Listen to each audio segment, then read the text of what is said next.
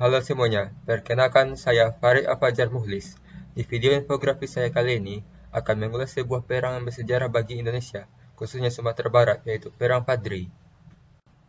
Perang Padri ini dilatar belakangi oleh kepulangan 3 orang haji, yaitu Haji Miskin, Haji Sumanik, dan Haji Piobang dari Mekah sekitar tahun 1803 yang kemudian ingin memperbaiki syariat Islam yang belum sempurna dijalankan oleh masyarakat Minangkabau. Mengetahui hal tersebut, Tuanku dan Renceh mendukung inisiatif 3 orang haji tersebut bersama dengan ulama lain di Minangkabau yang tergabung dalam Harimau Nan Selapan. Harimau Nan Selapan kemudian meminta Tuanku Linto untuk mengajak yang di-Pertuan Pagaruyung Sultan Arifin Muningsyah beserta kaum adat untuk meninggalkan beberapa kebiasaan yang bertentangan dengan ajaran agama Islam. Dan beberapa perundingan tidak ada kata sepakat antara kaum Padri dengan kaum adat. Perang ini awalnya adalah perang saudara antara kaum agama dan kaum adat, di mana munculnya pertentangan kelompok ulama yang kemudian dijuluki kaum Padri atas kebiasaan masyarakat kaum adat di kawasan Kerajaan Pagaruyung dan sekitarnya yang jauh dari syariat Islam.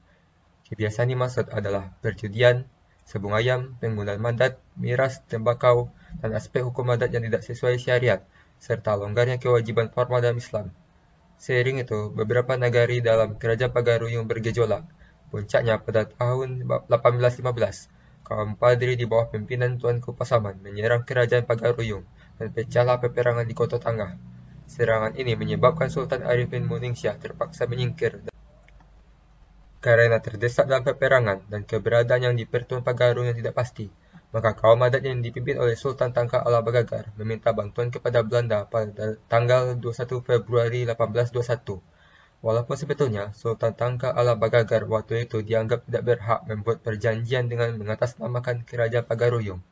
Akibat dari perjanjian ini, Belanda menjadikannya sebagai tanda penyerahan Kerajaan Pagaruyung kepada pemerintah Hindia Belanda, kemudian mengangkat Sultan Tangkal Alam Bagagar sebagai Raja Tanah Datar. Sejak tahun 1833, mulai muncul kompromi antara kaum adat dan kaum Padri. Pada tanggal 11 Januari 1833, beberapa kubu pertahanan dari garnison Belanda diserang secara mendadak, membuat keadaan menjadi kacau. Disebutkan, ada sekitar 139 orang tentara Eropa serta ratusan tentara pribumi terbunuh. Sultan Tangka Ala Bagagar yang sebelumnya ditunjuk oleh Belanda sebagai Raja Tanah Datar ditangkap oleh pasukan Letnan Kolonel Elot pada tanggal 2 Mei 1833 di Batu Sangkar atas tuduhan pengkhianatan. Kedudukan Raja Tanah Datar kemudian diberikan kepada Tuan Gadang di Batipo. Menyadari hal itu, kini Belanda bukan hanya menghadapi kaum Padri saja, tetapi secara keseluruhan masyarakat Minangkabau. Maka, pemerintah Hindia Belanda pada tahun 1833 mengeluarkan pengumuman yang disebut Plakat Panjang berisi sebuah pernyataan bahwa kedatangan Belanda ke Minangkabau tidaklah bermaksud untuk menguasai negeri tersebut. Mereka hanya datang untuk berdagang dan menjaga keamanan. Penduduk Minangkabau akan tetap diperintah oleh para penghulu mereka dan tidak pula diharuskan membayar pajak. Kemudian Belanda berdalih bahwa untuk menjaga keamanan, membuat jalan, membuka sekolah, dan sebagainya memerlukan biaya. Maka penduduk diwajibkan menanam kopi dan mesti menjualnya kepada Belanda.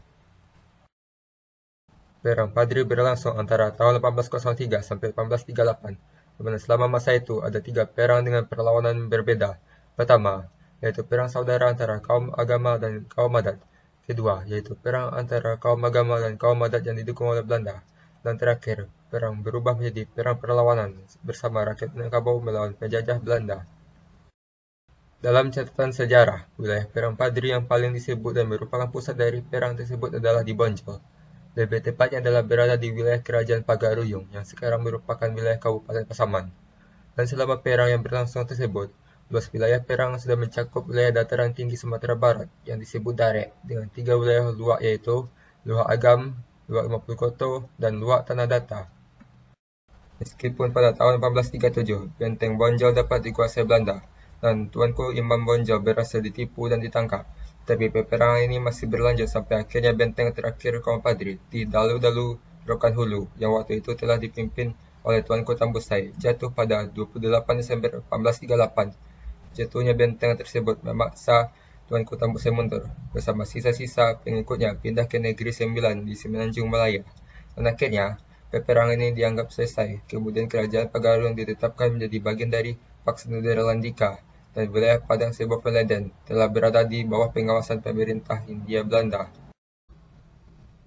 Demikianlah isi dari video saya. Mohon maaf jika ada kesalahan kata dan informasi dalam video ini.